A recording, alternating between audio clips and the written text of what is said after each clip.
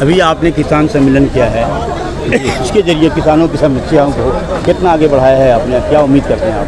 हम उम्मीद करते हैं कि जितना हम लोगों ने प्रयास किया है लोगों को समृद्ध करने का, हो सकता है कि अगर जो यहाँ प्रस्ताव रखा गया और वो अमल में आ गया तो बहुत तेज गति से और आगे बढ़ेगा किसानों का। हमें यहाँ के किसान मंच के विनोद राय जी हैं, पुराने किसान हैं और पार्टी से जुड़े हुए भी हैं। मैं आपसे जानना चाहता हूँ कि आज के प्रोग्राम कराने के बाद कितना अपने आप को महसूस करना है? मैं पूर्ण विश्वास करता हूँ कि किसान इसी तरह से जागरूक रहेंगे। शेख अब्दुल्ला जी का जो प्रयास जारी रहा है, हम लोग साथ में हमेशा रहे हैं, किसानों की समस्याओं को लेकर हमेशा आगे बढ़ने का प्रयास किए हैं। हम उम्मीद रखते हैं कि आगे इसी तरीके से बढ़ोतरी होगी और करेल और इस इलाके का किसान समृद्ध होगा। आपके द्वारा अभी सांसद जी को दिया गया है सुरतापुर नवापुरा से एक मार्ग की बनाने के संबंध में बता पाएंगे? मैं उम्मीद रखता हूं, अब जानकारी मुझे नहीं है कि दिया गया है तो उसमें क्या कितनी प्रगति है, लेकिन अमन जी से जानकारी करके उनके प्रतिनिधि से मैं आपको बता दूंगा कि कितनी प्रगति है। धन्यवाद सर। मैंने बताया हूँ आपको सुरतापुर नवापुरा से आप प्रधानमंत्री अंदर सड़क योजना के अंतर्गत आपको प्रार्थना पत्र में दिया हो, कुछ बताएंगे हमको आप? जो भी दिए हैं उस सड़क का निर्माण मैं लिखित तौर पर योजना में शामिल करा लूँ। दूरी है मनोज राय जी से, किसानों के नेता हैं, किसानों के किस तरह से उन्नति में आगे बढ़ सकता है। मैं आपसे जानना चाहता हूँ कि आज के प्रोग्राम के बाद लोगों को क्या संदेश देना चाहते हैं? देखिए, देश की उन्नति जो है वो किसानों के माध्यम से ही होनी है, और जब तक देश का हर आदमी विकास में भागीदार नहीं बनेगा देश का विकास संभव नहीं है। और जो 60% किसान हैं, अगर उनकी प्रगति और उनकी उन्नति नहीं होगी तो फिर देश कैसे आगे बढ़ेगा। प्रधानमंत्री जी का लक्ष्य है कि सबको विकास की धारा में जोड़ना है, और हमारे सांसद जी इसके लिए लगे हुए हैं। जिस तरह की यहाँ कृषि और पैदावार हो रही है, अगर इसका ठीक से मूल्य मिलने लगे, सही समय से मिलने लगे, तो किसानों में खुशहाली आ जाएगी, इसमें कोई संदेह नहीं है। आज जो है पतलगंगा सब्जी मंडी में आप मौजूद हैं, क्या समस्या थी और क्या उचित व्यवस्था कर रहे हैं? पतलगंगा मंडी में किसानों के उत्पादन के क्रय विक्रय करने की एक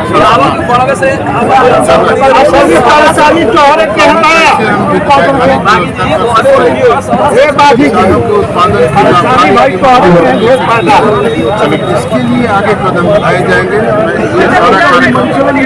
हर साल किसान संवाद और किसानों की समस्या का समाधान यहाँ से निकलेगा, और मैं समझ रहा हूँ कि ये संवाद पूरे देश के लिए, किसानों के लिए एक संवाद यहाँ से पतलगंगा सब्जी मंडी जो है यूसुफपुर नहीं जाएगी,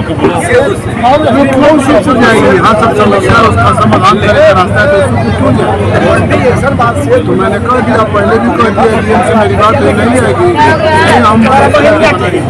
यहाँ पे व्यापारियों का जो घटतौली का कुछ समस्या आ रही है, उसके संबंध में क्या कर रहे हैं? समस्या के समाधान के लिए मैंने संचालक सर, आपके क्षेत्र के कामर बीज जो जाती है पीपापुर, और अब तक से शुरू नहीं हुआ सर, वहाँ से भी किसान लेकर के यहाँ आते हैं सर। मैं बात करता हूँ, दोनों पुल का हालत है, कामर का भी और रामपुर का भी, दोनों पुल की हालत इतने खराब है सर। के लिए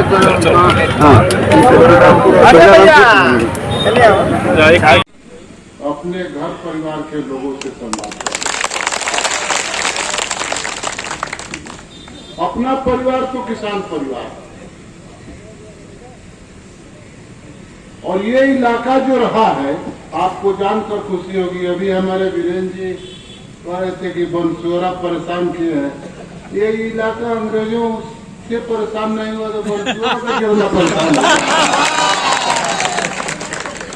अंग्रेजों को भगा दिया तो बनसोरा का भगाव में कितना देर लगी हो? बनसोरा अंग्रेजों ने बरियार नहीं कर सकना। और वीरेंद्र जी बनसोरा अंग्रेजों के तौर पर बनसोरे के देखा। मुझे बहुत खुशी है कि जो देश की किसानों के समस्या का समाधान का रास्ता निकलना चाहिए वो यहाँ से निकल रहा है। शेख अब्दुल्ला साहब ने बहुत से किसानों की मूल समस्या की चर्चा की। मैं कह रहा था कि ये इलाका जो है पहले से किसानों के आंदोलन का किसानों के समस्या के समाधान का केंद्र रहा है। आप लोग जरूर जानते होंगे सहजानंद सरस्वती को। सहजानंद सरस्वती ने यहीं से करीमुद्दीन को लठुल से किसानों का आंदोलन शुरू किया था और गौशान जी देश के आजादी का रास्ता दिखा दिया। सहजानंद सरस्वती की जन्मभूमि भी यहीं थी। अवध किसान आंदोलन के बाबा रामचंद्र प्रतापगढ़ से रूरे से का किसान आंदोलन शुरू किए थे। नेहरू जी उनके किसान आंदोलन में शामिल होकर देश के नेता हो गए, देश का प्रधानमंत्री हो गए। विजय शंकर बाबू जो यहाँ के कभी विधानसभा के सदस्य होते थे, बाबा रामचंद्र को लेकर आए थे यहाँ। अवध किसान आंदोलन का केंद्र एक इलाका भी था, करेल का इलाका।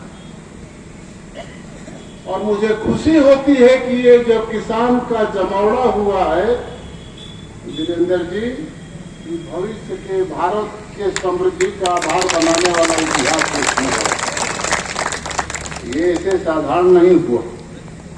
और मैं प्रार्थना करूंगा अपने इस कार्यक्रम के संयोजक भाइयों से कि आप लोग इस तरह के किसान संवाद का एक तिथि तय कर लीजिए और प्रत्येक साल, ये केवल राजनीतिक कारणों से न हो, ये प्रत्येक साल आप समझ लीजिए कि मेरा कर्तव्य धर्म है कि किसानों के साथ एक बार दो बार संवाद होना ही चाहिए। सब लोग इस बात से सहमत हैं? बहुत बड़ा रास्ता समाधान होता है संवाद। मैं बहुत सी चीजों को सुन रहा था। किसानों की समृद्धि को बढ़ाने के लिए शेख अब्दुल्ला साहब ने बहुत सही फार्मूला बताया। मैं जब आता हूँ, करेल के इलाके से गुजरता हूँ, बहुत कई लोग मेरे साथ कभी कभी होते हैं, तो मैं बताता हूँ कि ये करेल का इलाका दुनिया का सबसे उपजाऊ इलाका होता है। करेल से लेके दुआबा तक का उपजाऊ जमीन। यहीं जब मैं जल जमाव से देखता था कि हजारों बीघे जमीन पर खेती नहीं होते हैं, तो मैंने यहीं के गाजीपुर के बैठक में हमारे वीरेंद्र जी, प्रशांत जी, सब लोग उपस्थित थे, हमारे प्रमुख जी भी उपस्थित थे। मैंने कहा कि मंगई को काट के उसका जल प्रवाह कर देना चाहिए और जल प्रवाहित करने के बाद मुझे लगता है, मैं किसान हूं, इस बात को बता सकता हूं कि जल प्रवाह जब उसके पेटा से होकर गुजरेंगे पानी, तो जल जमाव नहीं होगा। और करेल में जो जल जमाव से खेती बाधित होती है वो खेती होगा। मेरे समझ से वो काम हुआ तो हजारों एकड़ जमीन पर खेती हुई।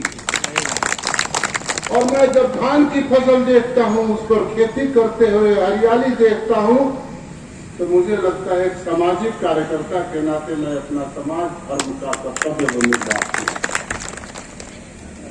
मुझे याद है उस समय गाजीपुर के सांसद ने कहा कि बिना एनजीटी के स्वीकृति दिए मंगई कटवा दिया गया। हम कहें कि देखो मियां साहब, मैं किसान हूं, ये मंगई नदी अगर हमारे किसानों का नुकसान पहुंचाएंगे तो 1000 मंगई नदी होगा, उसको कटवा के लंबा। अब बाढ़ आई तो हम पूछे जाए कि हम बांध कहाँ दे, हमारा खेत मंगई नदी रोज डुबा देता। हम पूछे जाए जब कलेक्टर साहब कहा हम कटवाई तो के। और मैंने कलेक्टर से सभी अधिकारियों से कहा कि मैं जो कहता हूँ वही ध्रुव सत्य है और वही अंतिम वाक्य है और वही होगा, वही हुआ। मैं एक बात निवेदन करूंगा, कुछ समस्याएं किसानों के बारे में, उसके उत्पादन को लाभकारी कीमत मिलनी चाहिए। और मैं समझता हूं कि मंडी के द्वारा जो व्यवस्था स्थापित हुई है किसानों के लाभ के लिए हुआ,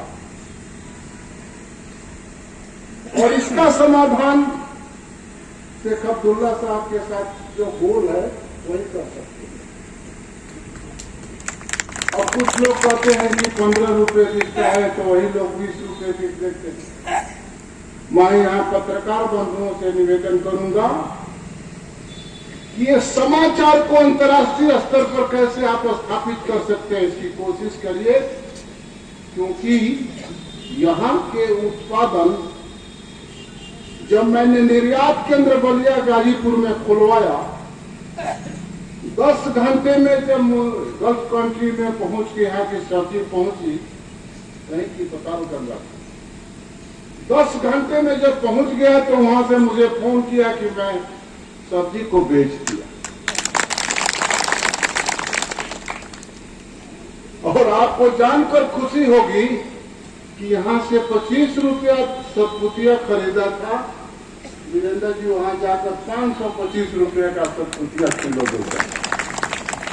मुझे किसान होने के नाते खुशी हुई कि किसान के हमारे खेत है का लोकसभा क्षेत्र के किसान के सतपुतिया और गल्फ कंट्री में लोग खा रहे हैं, खरीद रहे हैं। और मैं संसद में इस बात को उठाया भी हूं, फिर उठाने वाला हूं कि कैसे इस देश के किसानों की समृद्धि बढ़ेगी चल के। मेरे कुछ नहीं होता। आज भी इस क्षेत्र से इतर जो हमारे क्षेत्र है, जो हमारे किसान भाई जो पारंपरिक खेती कर रहे हैं, उनकी लागत तक निकलनी मुश्किल हो रही है। लेकिन इस क्षेत्र में पहले 2 प्रकार के किसान होते थे, एक बड़े किसान, एक छोटे किसान, और एक वर्ग था जो भूमिहीन मजदूर हुआ करता था। लेकिन इस 30-35 सालों में हम लोगों ने इस क्षेत्र को इस स्तर पर ला दिया कि जो मजदूर थे आज वो किसान हो गए हैं। कितने मजदूर थे इसमें जो आज किसानी कर रहे हैं, ये बतला दीजिए भैया आप लोग हाथ उठाकर। वो किसान हो गए और उनकी स्थिति यह है, आज हमारी सरकार भी चाह रही है कि किसानों की आय को दुगुनी किया जाए। हम लोगों ने इस क्षेत्र में, मैं आप भी किसान नेता हैं और बहुत ऊपर तक आपकी पकड़ है, बहुत ऊंची सोच है। मैं ये बता दूं कि इस काम को हम लोगों ने आज से 20 साल पहले ही कर दिया था कि किसानों की माल स्थिति 2 गुनी नहीं 5 गुनी 8 गुनी हो चुकी है। उसका एक उदाहरण दूंगा मैं। अगर कोई पारंपरिक खेती अभी भी लोग जो बड़े किसान हैं हमारे करते होंगे, धान और गेहूं 2 फसल ही काट पाते होंगे, बाढ़ ज्यादा आ गई तो सिर्फ 1 फसल गेहूं, कितना मिलता होगा उससे? 15 से 20 हजार, 25 हजार, 30 हजार अगर खर्चा काट करके मिल जाए धान गेहूं में तो गनीमत है। लेकिन आज वही जो भूमिहीन थे, वही जो मजदूर थे, आज उन्हीं लोगों के खेतों को 30 हजार 35 हजार रुपया दे करके 1 साल के लिए खेती कर रहे हैं। ये उनकी स्थिति आज है। इसलिए हम ये चाहते हैं कि जो हम लोगों ने मिलजुल करके इस गुलदस्ते को बनाया है वो छिन्न भिन्न न हो जाए। पहले हम लोगों ने नगदी खेती शुरू कराया, विभिन्न प्रकार की खेती शुरू हुई। अब लोग अपने आप उसको डाइवर्सिफाई कर रहे हैं, विविधता की तरफ जा रहे हैं। इस मिट्टी से जो हम कहने में हमें जरा भी संकोच नहीं है कि ये जो धरती है विश्व की सबसे अच्छी मिट्टी हमारे इलाके में है। इसीलिए हम कहते हैं कि कोयल बोले या गौरैया अच्छा लगता है, कोयल बोले या गौरैया अच्छा लगता है, अपने क्षेत्र का माटी भैया अच्छा लगता है। तेरे आगे ऐ गंगा मैया हमारे बगल से निकलती है, उन्हीं की देन है कि ये विश्व की सबसे अच्छी उपजाऊ मिट्टी है। ऐ गंगा मैया माँ भी मौसी लगती है, तेरे आगे गंगा मैया माँ भी मौसी लगती है। तेरी गोद में गंगा मैया अच्छा लगता है। हम आज अपने मुख्य अतिथि महोदय से ये निवेदन ये तो जान ही रहे हैं कि जब किसानों का उत्पादन अधिक हुआ, पहले यहीं के चंद किसान गाजीपुर, हमारे एक सम्मानित किसान बंधु ने कहा कि गाजीपुर ले जाते थे 3 बजे भोर में, वो सारा काम हम लोग भी कर चुके हैं, और 3 बजे जाना और 11 बजे आना, और वो सारी परेशानियां, उसको देखते हुए हम लोगों ने करीब करीब 2001-2 में यहाँ पे मंडी छोटे रूप में स्थापित हुई। लेकिन धीरे धीरे जब पहले यहाँ टमाटर होता था, टमाटर जब भरपूर होना शुरू हो गया तो यहाँ से पाकिस्तान जाया करता था टमाटर, पंजाब के रास्ते। लेकिन टमाटर की ये स्थिति हो गई पूरे हिंदुस्तान में, कभी कभी वो इस दाम का हो जाता है कि उसका खर्च क्या 8 आना किलो भी होता है, लोग किसानों पर भी छोड़ते हैं। हम लोगों ने सोचा कि अब क्या होगा, हम लोगों ने एक प्रयोग किया और मिर्च की खेती शुरू की। आज इस मिर्च की खेती से मैं कहने में जरा भी हिचक नहीं है कि आज ये मंडी मिर्च के बदौलत इंटरनेशनल मंडी हुई है। यहां से नेपाल, बांग्लादेश, भूटान और बॉम्बे के थ्रू, वासी में एक मंडी है, वहां के थ्रू गल्फ कंट्रियों में हमारी सप्लाई हो रही है। और लाल मिर्च जब हमारा हरे में रेट नहीं मिलता है, हमारे किसानों के खेत में मिर्च लाल हो जाती है, और वो जब मंडी में आता है तो उसके खरीदार, चाइना तक के खरीदार हमारे इस मंडी से लाल मिर्च लेके जा रहे हैं। वाया मध्य प्रदेश चाइना तक हमारा लाल मिर्च, जो यहाँ का इंदू वैरायटी है, पतली मिर्च है, वो चाइना को एक्सपोर्ट हो रही है। विश्व की सबसे अच्छी मिर्च है वो। तो हम ये चाह रहे हैं कि अभी कोई व्यवस्था नहीं है मंडी, और मंडी शुल्क के रूप में यहां से सरकार 5 करोड़ रुपया प्रति वर्ष ले जा रही है। लेकिन जब हम लोग कहते हैं कि भैया एक हैंड पंप लगवा दीजिए आप मंडी समिति के तरफ से, एक रोड मंडी परिषद के तरफ से बनवा दीजिए, तो वो कहते हैं कि हमारा परिसर नहीं है इसलिए हम नहीं लगवाते। ये मंडी के सचिवों का कहना है। इसके बाद यहां पतालगंगा मंडी है, जो यूसुफपुर मंडी से अटैच कर दिया गया है, और जो लाइसेंस लेना चाहते हैं उनको यूसुफपुर मंडी के तरफ से लाइसेंस दिया जा रहा है। हम सांसद महोदय से आग्रह करेंगे कि मंडी का लाइसेंस पतालगंगा मंडी के नाम से दिया जाए, भले मंडी कभी बने। जिस हाल में ये मंडी चल रही है उसी हाल में चलने दिया जाए, थोड़ी सी व्यवस्था कर दी जाए। उसके लिए प्रशासन का ये दबाव है कि NH-31 जाम हो रहा है। हम लोग भी महसूस कर रहे हैं, जब से ये बक्सर की पुल बनी है, बड़ी बड़ी गाड़ियां इस पे आ रही हैं, और अब उस पे किसानों का जमावड़ा संभव नहीं है और न खरीदारी संभव है।